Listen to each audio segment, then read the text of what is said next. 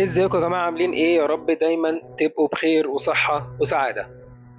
هنتكلم النهاردة ان شاء الله عن حاجتين. اول حاجة دكتور مدحت العدل او كابتن مدحت العدل او ايا يكن. دلوقتي احنا بقينا في زمن اصلا اي حد ملوش في اي حاجة بيتكلم في الرياضة، وحد من الرياضة يتكلم في الطب، وحد من الطب يتكلم في الهندسة، وهكذا. يعني دي حاجة معروفة يعني. ويطلع ممثل مثلا في برنامج او حاجة فيشرح في التنمية البشرية، وهكذا وهكذا. او طبيعة الشعب المصري ان هو بيحب يفتي يعني.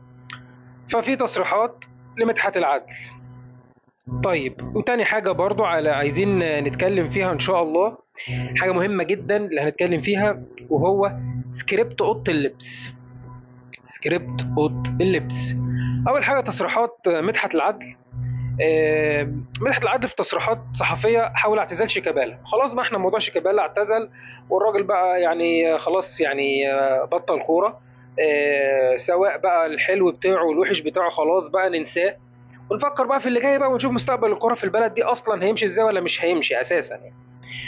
تصريحات الراجل اعتزل وخلاص. لا، لازم برضو نعمل شوية بوم طخ كده يعني. ما يعني الراجل مثلا كان في لقطات وفي حاجات، فلازم برضو الراجل يعني يعني ده راس مال دلوقتي. اللقطة ده راس مال دلوقتي. فلان الفلاني ده مثلا بتاع لقطة، ولو اتكلمت حواليه هتشهر وهتعرف شوية وهتسمع. تعالى نتكلم على شيكابالا. الراجل اعتزل وخلصنا، ليه بتجيب سيرته؟ ما انت لما تجيب سيرته وتتكلم عليه سواء بحلو او وحش، اللي متضايق منه هيغلط فيه، واللي بيحب اقول يا ريتك يا شيكا ترجع، ويا ريتك يا شيكا ما اعرفش ايه، ونبدا بقى ننقسم اتنين، والناس تشد وتغلط في بعض في كومنتات. ده طبيعي يعني، ده اللي هيحصل يعني. لان مثلا في ممكن بعض من جماهير الاهلي يقول لك ايه يا عم اللي انت بتقوله ده، مش ما اعرفش ايه، فيرد عليهم ناس من الزمالك ويحصل التعصب ويحصل مشاكل. اهي الناس دي هي اللي بتعمل كده بالظبط حرفيا يعني.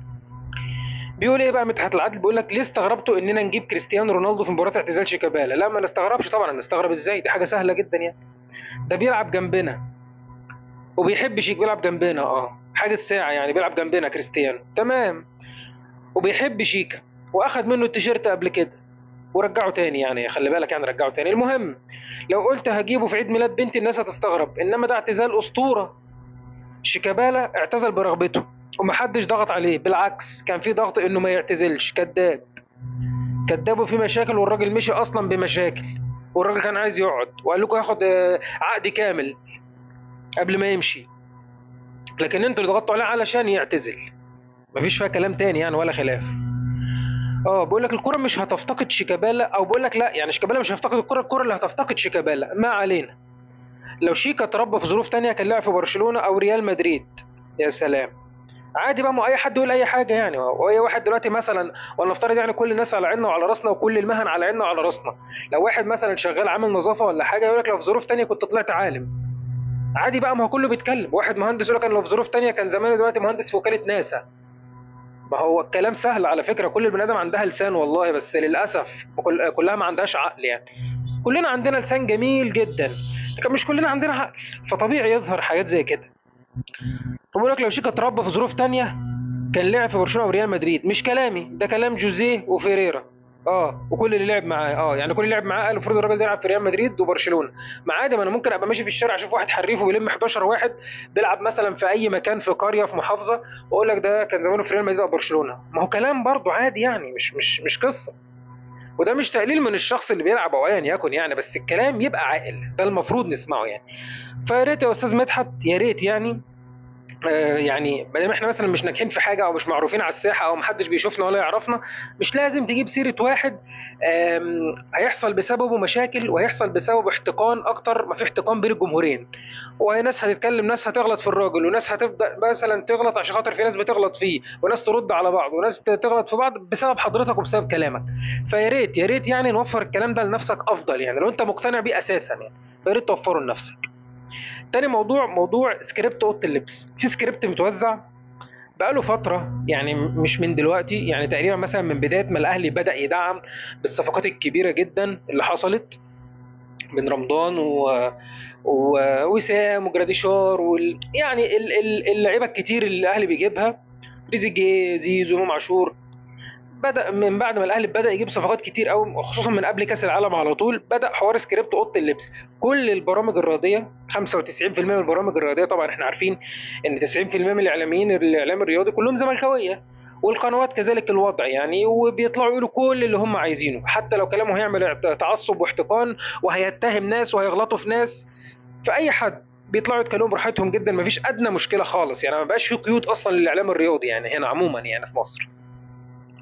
المهم، سكريبت متوزع، ان احنا ندمر اوضه اللبس بتاعه الاهلي، ان احنا نصدر دايما ان في مشاكل في اوضه اللبس، ان زيزو كاره امام عاشور وامام عاشور كاره وسام، اصل الاهلي مش عارف يجدد لامام، اصل امام غلط في النادي الاهلي ومش عايز يقعد الجلسه بتاعه تجديد عقده، اصل امام عايز اكتر عقد، اصل زيزو بيفكر يمشي، اصل وسام ما اعرفش عمل ايه، اصل تريزيجيه ما اعرفش بيحصل ايه. فدلوقتي كل الكلام متوزع على كارهين الاهلي، مش هنقول بقى مثلا الزمالك، لا هنقول كارهين الاهلي كلهم بقى، وفي ناس كانت محسوبه على النادي الاهلي برضه هضمهم من ضمن كارهين الاهلي، واللي كان ليهم مصالح بس ومصالحهم مثلا ما قضيتش في النادي الاهلي، او اللي كان ليه ابن عايز يدخله النادي الاهلي وما دخلش، من كان بيلعب في النادي الاهلي، لعب قديم في النادي الاهلي، فكان عايز يدخل ابنه يلعب في النادي الاهلي وما لعبش، فيبدا بقى يبقى يعمل حزب قصاد النادي الاهلي ويفتري على النادي الاهلي ويقول كلام مش موجود اصلا ما دام مصلحتي ما اتقضتش يعني.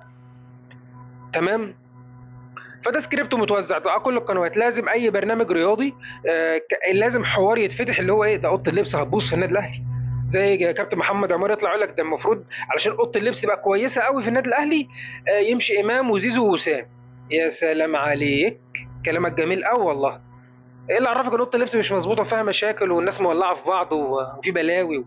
هو لو في اوضه اللبس بلاوي ومشاكل يعني كان امام عاشور ياخد هداف الدوري السنه اللي فاتت وحسين الشحاته يصنع له الكرة عشان خاطر هو يبقى هداف الدوري والكلام ده؟